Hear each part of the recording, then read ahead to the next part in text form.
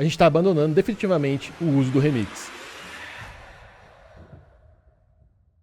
Olá, aqui é o Túlio Faria do DevPlanner, seja muito bem-vindo a mais um vídeo aqui no canal. E antes que você fique assustado, etc, calma, o Remix é um ótimo framework, tá? Eu vou explicar para vocês só o porquê que fez sentido para a gente mudar do Remix de volta para o Next, tá? Então, a gente vai falar um pouquinho mais sobre essas decisões técnicas da stack desse meu SaaS e o porquê que a gente fez essa mudança. Então, calma, o Remix é um bom framework, tá? Mas eu vou explicar o porquê que a gente está utilizando uma outra estratégia aqui. Esse vídeo ele é uma continuação de um vídeo que eu fiz alguns meses atrás, onde eu expliquei a stack que eu estou utilizando para criar o meu SaaS. E a gente vai deixar um card aqui para você conseguir assistir esse vídeo antes. É bem legal para você entender as motivações daquele momento de ter escolhido o Remix e todo o restante da stack. E é bastante importante que quando a gente gravou esse vídeo, a gente estava na parte da concepção do projeto. Então a gente ainda estava tanto descobrindo o produto, quando descobriu o que a gente tinha que fazer realmente para gerar um pouco de valor para os nossos clientes. E por que isso é muito importante? Porque muitas das decisões técnicas aqui, que a gente vai falar nesse vídeo, são motivadas pelo estado atual do SaaS. Então, em que momento você está na evolução dele como um produto? Então, na verdade, aqui é uma mistura de decisões de produto com decisões de tecnologia. Bom, e já vamos começar a tirar o elefante aqui da sala. Por que a gente deixou de utilizar o Remix para esse projeto? A grande verdade é que eu decidi mudar duas coisas. A gente mudou um pouco as tecnologias que a gente está utilizando e também o provedor que a gente está utilizando, ou o PaaS, né, que a gente está utilizando, que é a plataforma como serviço. E só para vocês entenderem o que aconteceu, durante o primeiro teste, nem era teste com clientes reais ainda, a gente começou a perceber que o nosso aplicativo teve vários problemas, tá? Então era uma aplicação web e a gente teve vários problemas no Fly.io. E isso foi uns 10 dias antes do lançamento oficial com usuários reais. E foi curioso que o Fly.io ficou bastante instável de verdade. Então a gente não conseguia muitas vezes reiniciar a aplicação, muitas vezes dava algumas travadas.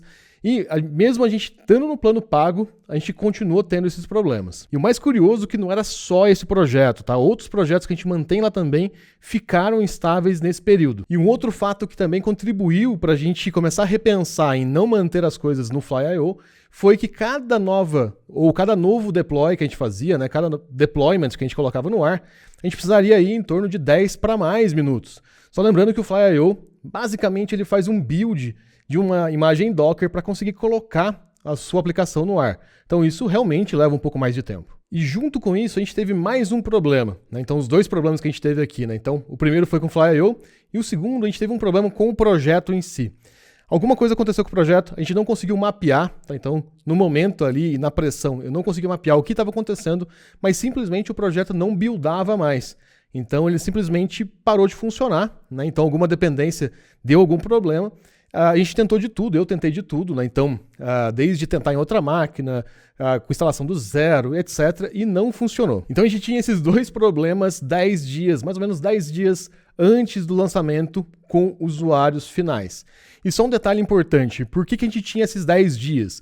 Porque na pesquisa do nosso SaaS, então a gente conversou com clientes e potenciais clientes, a gente instigou esses clientes sobre o problema que a gente estava resolvendo. Então esses clientes ficavam pedindo o produto para a gente. Tá? Então esse é o melhor cenário que você pode ter em um SaaS ou em uma aplicação.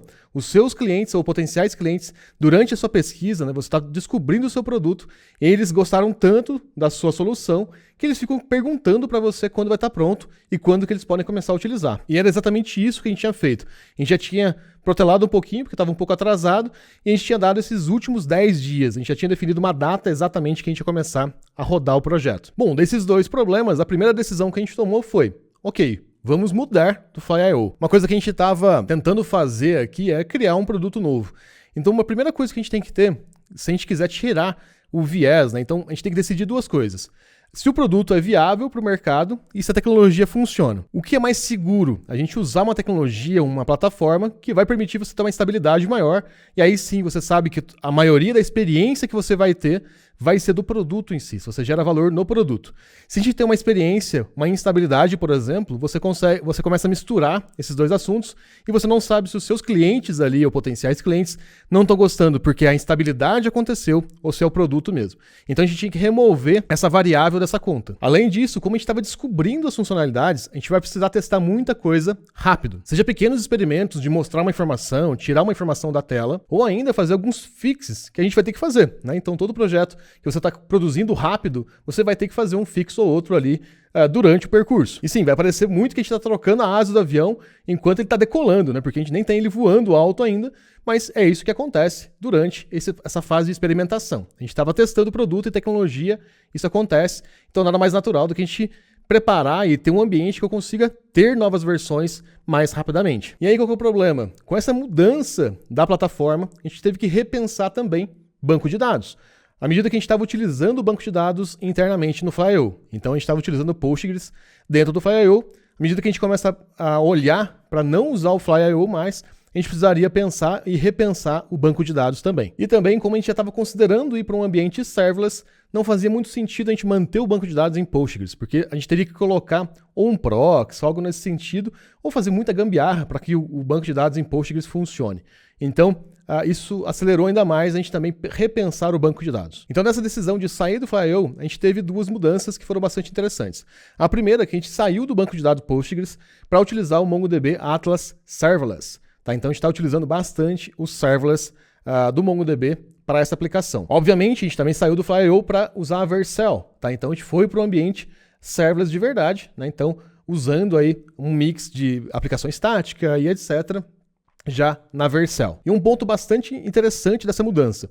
A gente utiliza bastante o Prisma, né, como ORM para mapear o acesso ao banco de dados, e a gente conseguiu reaproveitar o esquema inteiro. A única coisa que mudou de verdade foi os tipos que são específicos para cada banco de dados. Então no Postgres a gente tem alguns tipos que são diferentes dos tipos no MongoDB. Mas isso a gente conseguia fazer só localizando e substituindo dentro de uma string do esquema, resolveu pra gente. E dessa decisão a gente tem um resultado bastante interessante. Na Vercel a gente começou a ter deploys acontecendo com menos de 1 minuto. Então, se você não variou nada de dependência, nem nada nesse sentido, a gente consegue fazer em torno de 40 segundos um deploy novo. Tá? Isso é muito importante na fase que a gente está de produto agora, porque eu consigo colocar atualizações cada vez mais rápido, tá? E isso é fundamental para essa fase de descoberta que a gente estava. E um outro resultado bacana, a gente não precisava mais se preocupar com o banco de dados. Um ponto bastante importante, o banco de dados Postgres no Fly.io, ele não é gerenciado. Ele é amigável, mas ele não é gerenciável. Então, o que o Fly.io faz? Ele tem uma imagem Docker que ele roda o seu banco de dados lá, e simplesmente isso, tá? Tem um storage para armazenar os seus dados e é só isso, tá? Ele não gerencia o seu banco de dados, ele não vai olhar se o seu banco de dados está num estado saudável, tá? Então, esse é um ponto bastante importante, não é gerenciado.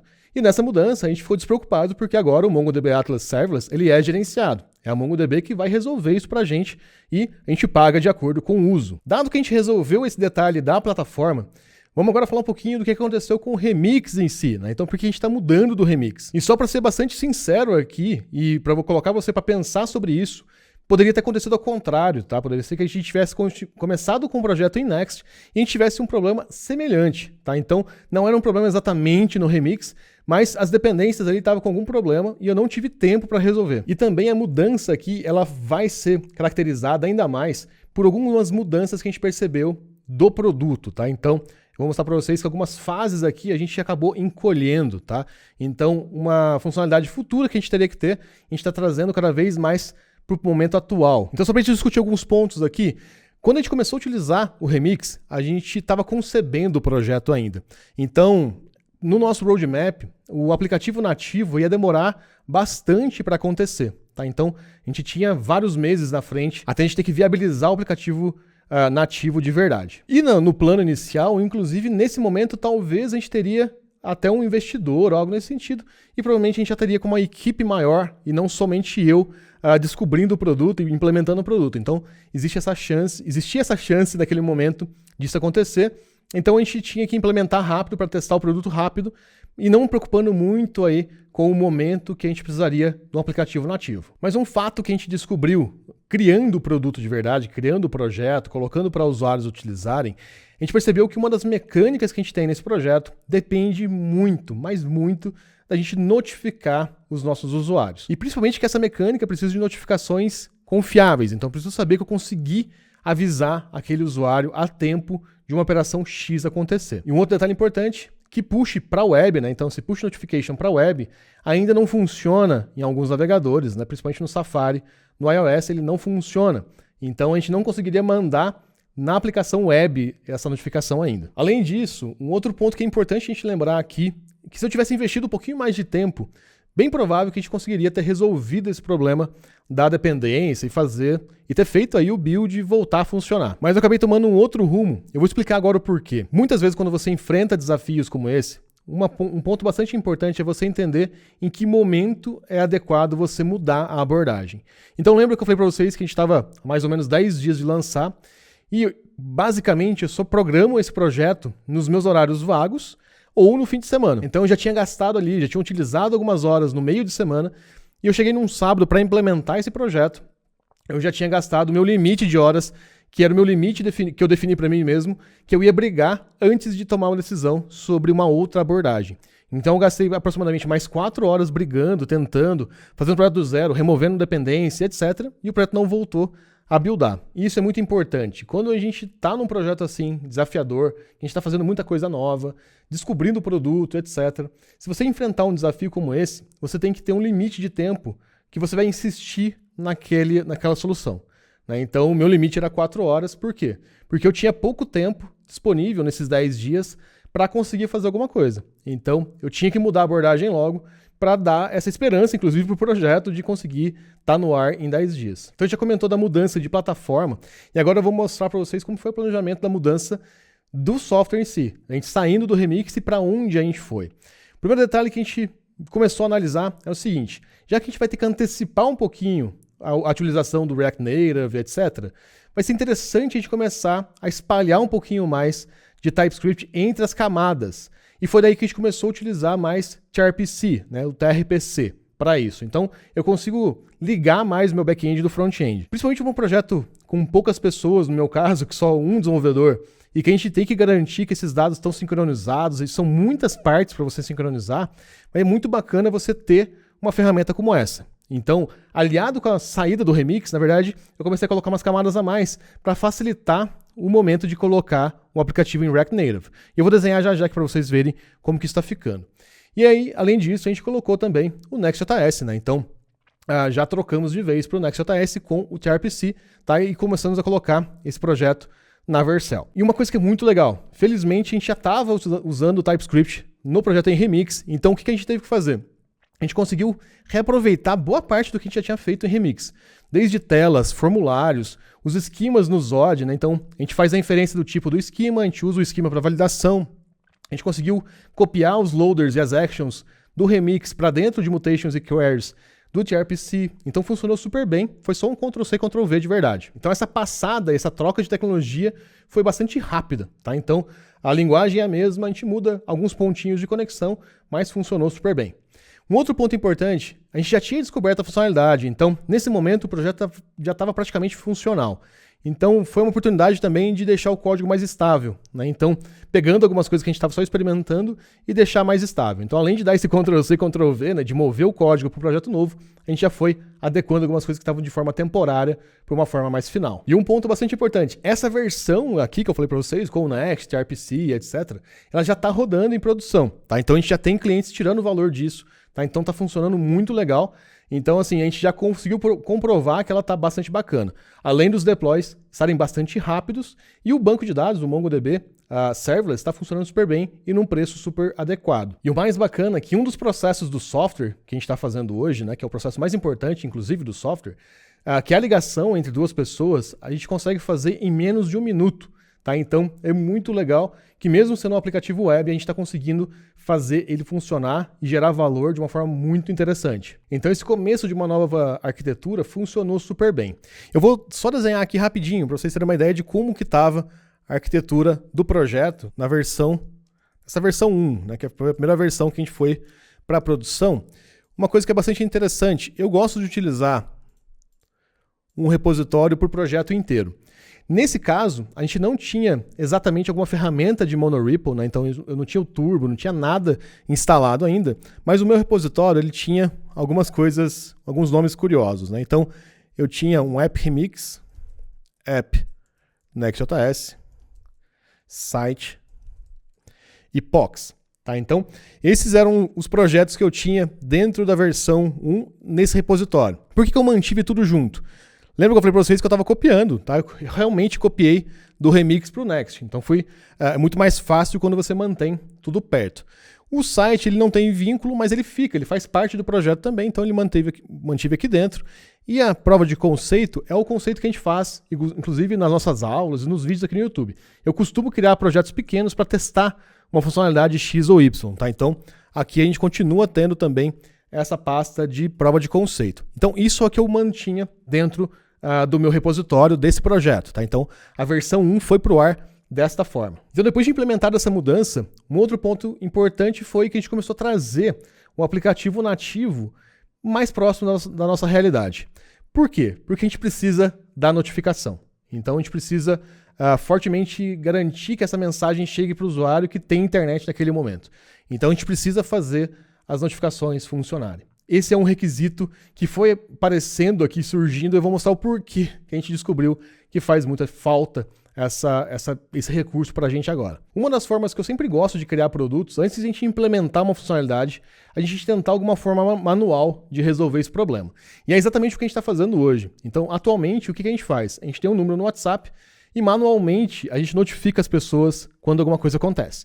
Então a gente fica de olho ali, a cada meia hora a gente olha no sistema se aconteceu alguma coisa, se alguma coisa é importante e relevante, e a gente notifica os usuários ou por lista de transmissão ou um a um, quando a gente percebe que aquele usuário não viu na lista de transmissão. A gente descobriu que é importante exatamente por causa disso, porque a gente tentou fazer manualmente e a gente bateu num teto. Porém, fazendo manualmente a gente aprendeu duas coisas. A gente já sabe quando que a gente vai notificar e por que notificar, né? O porquê e o que, né? Então, por que eu vou mandar aquela notificação? Qual o conteúdo daquela notificação e quando que eu faço isso? Tá? A gente descobriu isso no WhatsApp, tá? Então, é bastante legal olhar isso, porque é uma fase aí de descoberta muito interessante e que custa muito barato. Então, a gente conseguiu descobrir sem desenvolver o software, que é bastante legal. Bom, e como a gente conseguiu descobrir aí que a notificação realmente faz muita diferença, a gente começou realmente a olhar mais e trazer o aplicativo nativo para mais próximo, né, para antes aqui no roadmap. E uma coisa que é bastante importante para quem está desenvolvendo tudo sozinho, usar TypeScript, porque a gente consegue fazer o projeto todo type safe, né? Então, eu consigo saber se uma mudança no meu back-end não vai quebrar alguma coisa no aplicativo nativo. E é bastante importante a gente lembrar uma coisa. Lembra que eu falei que a plataforma permite a gente colocar código novo no ar em menos de um minuto. A Vercel faz isso, né? Então a gente consegue trocar a aplicação web muito rápido. Se a gente mandar um bug para um aplicativo nativo, sem fazer nada, né? Sem fazer code push, etc., vai demorar alguns dias. Então é muito mais crítico você garantir a qualidade no aplicativo nativo. Lógico que tem o code push, que você pode ajudar e resolver algumas outras coisas, mas tirando isso, a gente tem que ter mais cuidado quando você faz um exe, ou faz um binário, ou faz um aplicativo nativo por causa disso. Pode ser que você demore mais tempo para conseguir atualizar esse aplicativo. E aí a gente chega no momento que a gente está atualmente, onde a gente está realmente transformando o projeto como um todo em um monorepo com um Turbo, Next.js, TRPC e React Native. E agora eu vou desenhar um pouquinho aqui do que a gente está fazendo, tá? Porque a gente está fazendo cada camada. Então, olha só, a gente tem essa primeira versão aqui, né, a versão 1, e agora a gente tem, eu vou chamar de versão 2, mas só para chamar a atenção aqui que mudou a versão. Então, o que a gente fez de verdade, né? A gente está utilizando agora o Turbo Ripple. Então, primeira coisa, já não faz mais sentido a gente ter aplicação Remix, aplicação Next, não faz sentido mais. O que a gente fez foi, a gente tem agora realmente uma pasta Apps. Dentro de Apps, a gente tem Web e a gente tem Mobile. Simplesmente isso, tá? Então, não faz sentido mais falar ali e usar essa característica de ser ou um ou outro. Outro ponto importante, a gente tem os packers. Tá? Então, os pacotes ou código que eu compartilho entre um e outro. O primeiro deles, eu tenho a minha API. Já que eu vou falar um pouquinho mais sobre ela, eu vou mostrar um trecho de código aqui para ficar um pouco mais claro. Primeiro pacote que eu tenho, API. Segundo pacote que eu tenho, Shared. E aí, o que acontece? O meu app, Next.js, ele veio para cá, para a web. Por enquanto, eu não integrei o site dentro do monorepo, tá? Então, ele está do lado de fora, dessa forma aqui mesmo. E as POCs também estão do lado de fora, tá? Então, não fiz isso, tá? Então, deixei assim separado. Qual que é a vantagem dessa abordagem? Então, o que acontece? Aqui dentro do web, a gente fez um outro detalhe. A gente tem uma rota, pages/API/TRPC, que é a mesma tá? Que a gente usa, inclusive, no projeto que a gente está fazendo de portfólio aqui no canal. Então, a gente usa essa mesma rota aqui, normalmente. E o que essa rota faz? Ela só pluga na API. Então, ela pluga direto mesmo na API. Então, é esse cara aqui. Ele pluga na API, tá? Eu vou fazer uma coisa, eu vou colocar @API aqui, só para a gente saber que é interno. Que não é a pasta. Tá? Então, eu plugo no @API. Qual que é o detalhe disso? Atualmente, quem compila a API, inclusive, é o Next.js. Tá? Então, ele que pega o @API aqui, compila dentro do próprio projeto, a gente faz o deploy dele como web. O que eu imagino no futuro, tá? Eu vou tirar no futuro essa possibilidade daqui, então ele vai sair do web e a gente consegue escalar a aplicação fazendo o seguinte, transformando a API num back-end sozinho. Tá? Então, no futuro, eu consigo fazer isso tranquilamente. Tá? Não é o que a gente está fazendo agora, a gente está usando o web aqui para fazer tudo isso. Existe um outro conceito que é muito importante, que a mágica do TRPC é a inferência que ele faz de tipo. Então, isso aqui que a gente está fazendo é back-end. Na parte do front-end aqui, e já vou mostrar um pouquinho de código, o que a gente faz? A gente usa os tipos. Então, a gente vai usar os tipos para conectar nessa API. A gente define ela aqui, ela é compilada junto no Next, e para consumir, a gente usa os tipos. E aí eu uso o TRPC client para fazer essa transição de dados, mas o mais importante é que a gente usa os tipos. E toda vez que a gente fala que a gente usa o tipo, uma coisa muito importante acontece. No caso do web meu aqui, que eu estou compilando a API, esse pacote, esse @API, ele é uma dependência do projeto de verdade. Tá? Então ele é uma dependência, nesse momento, ele é uma dependência de tudo. Então todo o código que está aqui vai para cá. Por que que isso acontece? Porque eu estou colocando no ar dentro de web. Outro fato que eu esqueci aqui, TRPC Server mais Prisma. Tem gente que separa o Prisma, eu deixei o Prisma na API. Mas olha só que legal.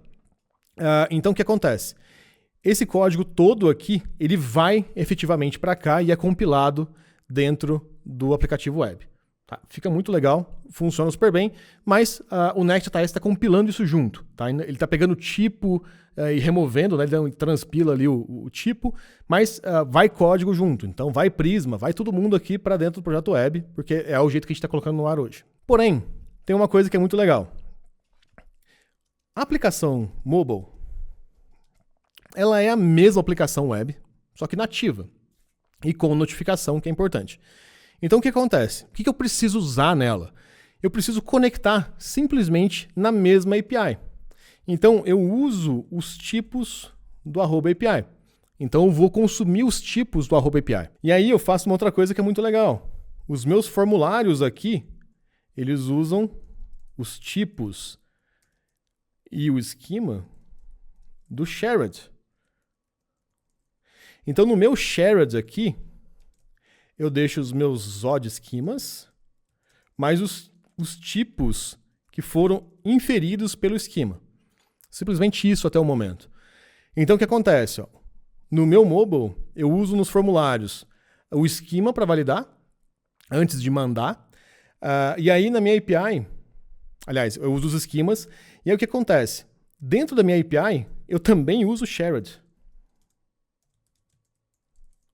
Por quê? Quando eu tenho uma mutation, por exemplo, no TRPC, eu consigo definir o input que eu tenho e aí eu passo o esquema. Então, olha só que legal. Eu estou pegando o meu esquema no mobile para fazer o formulário e eu uso ele no input da minha API. Então, eu uso o mesmo esquema. Eu sei que nada está quebrando. E também uso o mesmo esquema aqui no formulário web. Também uso aqui o shared. Então, olha só que interessante. As minhas regras de negócio elas estão amarradinhas. Se eu mudei alguma coisa em um esquema que está no shared, eu consigo saber se eu quebrei alguma coisa no mobile, eu consigo saber se eu quebrei alguma coisa no web, eu consigo saber se eu quebrei alguma coisa na minha API.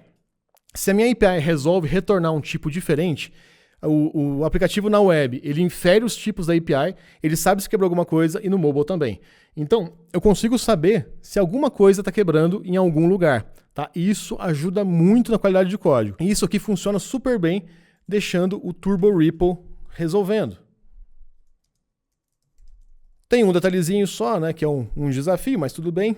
Eu uso o Expo, né, com React Native aqui. E a gente precisa fazer alguns workarounds, né, algumas gambiarras aqui, uns ajustezinhos para funcionar bem o Expo no Turbo Ripple, mas ele funciona, tá? Não tem problema. Uma coisa bastante importante, por que a gente fez essa mudança? Principalmente por causa disso daqui, tá? Eu precisava deixar um máximo de qualidade no React Native, porque eu não tenho tanta chance de atualizar o React Native desse jeito. Então pode ser que eu precise garantir antes de publicar uma atualização no servidor se eu não vou quebrar já ali o meu aplicativo móvel. Quer dizer que eu vou garantir 100%? Não, mas quer dizer que eu vou garantir, eu vou reduzir muito as chances disso acontecer. Então eu trago esse bug para acontecer bem antes de eu publicar esse projeto. E aí o que acontece? O meu CI/CD, né, então eu vou configurar ainda, não está configurado, para fazer um build e falar que o projeto nesse momento ele está estável. Então eu sei se eu vou quebrar alguma coisa ou não. Tá? Então isso é bastante importante. Outro ponto importante, eu já estou com ele funcionando, tá? Eu já tenho essa estrutura inteira fazendo o deploy. Tá? Então o primeiro ponto que eu faço quando eu estou mudando esse tipo de coisa, a gente não ter muita mudança pendente numa branch. Então, eu já fiz esse deploy, a Vercel já está pegando o aplicativo por aqui, ele já está pegando os tipos de cada lugar, está tudo funcionando. Tá? Então, é legal você não concentrar tanta mudança. Reparem o tanto que mudou daqui para cá. Né? Então, seria muito arriscado fazer essa mudança de uma vez só sem ir testando. É muita coisa nova, ao mesmo tempo, não fica tão legal. Então, olha só que legal agora. Né? Então, eu tenho uma fonte de verdade dos esquemas, eu tenho a fonte de dados, que é a API, eu consigo depois transformar em outro aplicativo a API se eu quiser. E o mais importante de tudo, no React Native, eu posso ficar tranquilo porque eu só uso os tipos da API. Então, eu não vou correr o risco de mandar alguma coisa do Prisma para dentro do React Native, porque ele está tirando somente os tipos. E quando a gente usa só os tipos da API, inclusive ele entra como dependência de dev, né? Então, dev dependencies. Ele não entra como dependência do projeto real. Tá? Então, ele só fica em modo de dev, né? Enquanto você está buildando, etc., para você checar os erros e tudo mais. Quando a gente vai para o aplicativo de verdade, para entregar esse aplicativo, para chegar no celular do usuário, ele não vai esse tipo. Tá? Então, a API não vai. É só para garantir que a gente não vai quebrar nada. O que isso quer dizer em código? Seguinte, como que está funcionando hoje dentro do nosso aplicativo web? Tá? Então, na minha API web. O que acontece? Esse cara é o cara que vai conectar no client. Tá? Então, ele que vai conectar lá no servidor, tá? Ele é o client que vai conectar no meu servidor, vai conectar na API. E olha só que interessante, o que eu importo de verdade é só o tipo do app router. Tá? É só o tipo. Então, da minha API, que tem várias mutations, queries, etc., acessa o Prisma e blá blá blá, a única coisa que eu pego é app router e o tipo. É por isso que para esses caras eu posso utilizar dev dependency. Por que no meu projeto a API web não usa como dev dependency? Porque eu também coloco no ar dentro do Next, tá? Então, se a API fosse separada, eu poderia tirar ela. Não é o caso aqui no Next. E olha só, a gente pega qual é a URL base, eu posso exportar da Vercel, blá, blá, blá, e eu crio uma API aqui baseado no gRPC Next, que já vem mais fácil, inclusive. E aí, no meu caso aqui, ó, eu posso pegar, colocar um header customizado e assim por diante, qual URL que eu vou querer, e beleza, é isso, tá? E eu exporto essa API. Legal. Já no React Native, eu vou exportar a mesma API. Como que funciona? Mesma coisa, ó, importo o app router com o type. Nesse projeto, no caso do React Native, a gente está usando só como dev dependency. Então, só o tipo vai. E aí, legal, crio aqui as dependências, etc. Tem uma mudança. Eu não tenho um local storage, mas eu tenho um async storage. Então, como que eu pego o URL? Coloquei aqui só para a gente testar, tá? Inclusive está faltando essa variável localhost aqui, mas é só para a gente testar. Como que funciona dentro, tá? Nesse meu caso, eu preciso criar um gRPC provider, mas é só para utilizar dentro do React Native, porque aqui no caso do Next, com o gRPC Next, ele já faz isso dentro do underlying app, tá? No caso do React Native, a gente tem um provider que eu preciso colocar em algum lugar, em algum nível mais alto da minha aplicação. Mas olha só que interessante. Mesma coisa, ó, tenho HTTP batch link, a única diferença ó, que eu tenho async headers, consigo ler alguma coisa do async storage para pegar o token, fazer alguma operação, e eu faço a requisição da mesma forma. Lembrando que o React Native também tem suporte a Fetch API, então ele consegue fazer via Fetch API, então funciona super bem. E olha só que legal, aqui eu vou prover o API Provider para prover para o React Native, legal. E quando eu quero acessar esses dados? Inclusive eu copiei aqui do React Native, né? Então eu vou pegar o API, ou a minha API, que é esse cara aqui, ó, que inclusive é o mesmo dos dois, ó, tanto no web quanto no React Native. Então eu vou ter basicamente a mesma característica de código. Então API, router, que é o nome da minha rota lá, que é a rota de autenticação.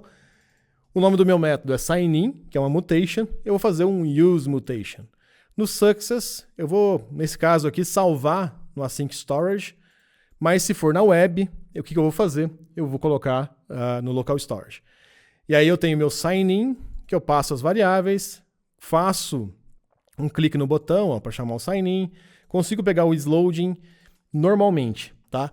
E aí o que é legal? Em cada plataforma, a gente vai perceber que eu tenho algumas coisas específicas, né? Então, o SuperJSON sempre tem, TRPC React Query a gente tem, TRPC Client a gente tem, tem mais o React Query aqui, do TimeStack, tem umas constantes do Expo e etc. E olha só no web, ó. A gente só faz umas diferenças, TRPC Client, TRPC Next, né? Que a gente tem a integração oficial no Next. O que é bacana disso? Se eu mudar esse nome aqui, ó, de sign-in para logar, ele vai quebrar em todas as telas que usa sign-in. Porque a inferência está vindo da mesma fonte de verdade. Todos eles estão vindo desse app router. E o app router é exportado do @app, que eu desenhei para vocês aqui, ó. @API, aliás. Então, o que acontece? Se eu mudar na API, eu consigo perceber todos os lugares que vai quebrar. E aí eu consigo aumentar a qualidade do meu código. Esse foi o motivo real para a gente antecipar essa mudança. E, além disso, teve aqueles outros motivos que contribuíram para isso. Então, a gente teve aquele problema do build, problema da plataforma, etc. Então, somado isso tudo, foi, pô, beleza, a gente precisa repensar isso. Como a gente antecipou o lançamento do aplicativo nativo, a gente precisava deixar um pouco mais robusto a tipagem no projeto. E o TRPC se mostrou bastante interessante para fazer isso, principalmente dentro de um monorepo com o Turbo, tá? Então, a gente consegue fazer esse reaproveitamento de código muito legal. E essa transferência de esquemas do Zod, do client para o React Native e para a web, também funcionaram muito bem. Aliás, da API para a web, da API para o React Native, funcionaram super bem. Então, a gente consegue ter a cobertura 100% dos tipos, sem gerar código, sem nada. O único code gen que a gente tem aqui é do Prisma, que é para gerar os tipos do Prisma. Só. A gente não precisa ficar gerando, fazer code gen de GraphQL, nem nada nesse sentido. A gente baseia tudo na implementação e nos tipos de implementação na API. Bom, pessoal, e é isso que eu queria compartilhar um pouquinho com vocês, como que está sendo o desenvolvimento dessa plataforma nova. Tá sendo bastante desafiadora, porque principalmente eu estou fazendo ela nos horários livres que eu tenho, então geralmente fim de semana e à noite. E eu queria mostrar para vocês por que eu tomei algumas decisões, tá? Então, quando a gente está trabalhando sozinho, vai ficando cada vez mais complicado você manter a sua cabeça conectada em tudo que está conectado. Então, você vai trocar uma variável no lugar, você começa a ficar meio cansado, a tipagem vai te ajudar muito, tá? Então, eu queria trazer para vocês essa abordagem aqui, que era o que a gente pensou depois de ter implementado essa mudança do Remix para o Next, tá? Então, fez muito sentido para a gente, ajudou bastante a gente. No vídeo que eu fiz, o primeiro vídeo que eu fiz sobre a stack desse SaaS que eu tô criando, a gente falou bastante sobre os próximos passos que eu tomaria no Remix, né? Então, um deles, por exemplo, era separar os loaders e as actions numa API externa. De certa forma, foi o que a gente fez aqui. Então, quando a gente colocou tudo dentro do TRPC, no servidor ali na API, a gente, de certa forma, quebrou também isso, né? Então, a gente já tinha tirado ali os loaders e as actions do próprio Remix, tá? Então, de certa forma, a gente só antecipou uma mudança que a gente já tinha clareza que ia acontecer. Um outro ponto importante, não tem nada de errado com o remix, tá? Entenda os motivos aqui pelo qual a gente saiu. A gente teve aquele problema do build, mas poderia acontecer com qualquer projeto. E a gente tinha esse outro fator, o app nativo, ele aconteceria bem antes do que a gente tinha estimado que ia acontecer. Então a gente precisava já começar a garantir muito mais tipos e tudo mais aqui para quebrar menos o projeto, porque a gente precisa desenvolver ele um pouco mais, caminhar ele um pouco mais, somente com um desenvolvedor, que nesse caso sou eu. Então o que é o importante aqui? Quais são os takeaways desse vídeo, tá? Você entender o momento do software, tá? Então perceber que momento você vai ter que tomar decisão. E geralmente essas decisões estão avaliando tanto o produto como tecnologia. Vocês vão reparar aqui que eu tive que aliar os dois. Então, beleza, em produto, se a gente não tiver notificação, a gente não adianta ter tecnologia. Ao mesmo tempo, se eu tivesse colocado tecnologia antes de produto, talvez eu estaria tentando matar um mosquito com canhão. Então é legal você combinar esses dois, para que as suas decisões técnicas façam sentido e que ela vá te levar para que esse produto fique cada vez melhor. Esse é o mais importante. E lembrando também que a gente está num momento bem inicial do projeto. Então ele está começando a ganhar corpo, né? A gente está começando a ter os primeiros clientes pagantes, né? Então, que tá para entrar na real, né? Então a gente tá para começar a faturar os primeiros reais nesse projeto. Então a gente tem que deixar a tecnologia mais transparente possível, no sentido de não quebrar nada ou quebrar o mínimo possível, porque a gente não tem muito braço, nem muita gordura para suportar essa instabilidade. Então, isso é um dos motivos também que a gente tomou essa decisão aqui de ir mudando as tecnologias e a forma que a gente está desenvolvendo. Mas no fim, uma coisa que ficou muito legal, essa abordagem usando Turbo Ripple, TRPC, compartilhando tipos, ficou muito legal, tá? Então deu uma qualidade muito grande para o software e a gente consegue ter uma visibilidade muito maior se a gente está gerando algum bug por falta ou por mudança de tipo ou mudança de alguma informação ou outra, tá? Então isso ficou muito bacana, tá? Se você gostou desse vídeo, gostou desse tipo de vídeo, né, onde eu vou discutindo um pouquinho do porquê eu tomei cada decisão, comenta aqui embaixo, avisa a gente, fala, pô, eu achei demais esse vídeo, porque isso faz a gente ver aqui, perceber que vocês estão gostando desse tipo de conteúdo e que esse conteúdo é relevante para vocês, tá? Então, não deixe de comentar aqui embaixo, isso ajuda bastante pra gente saber que a gente está sendo relevante para vocês. Além disso, deixa de curtir, mandar esse vídeo para um amigo e também se inscrever no canal se você não é inscrito. E aqui embaixo também tem as nossas outras redes sociais. Você é mais que bem-vindo de nos acompanhar por lá. Eu te vejo no próximo vídeo. Valeu!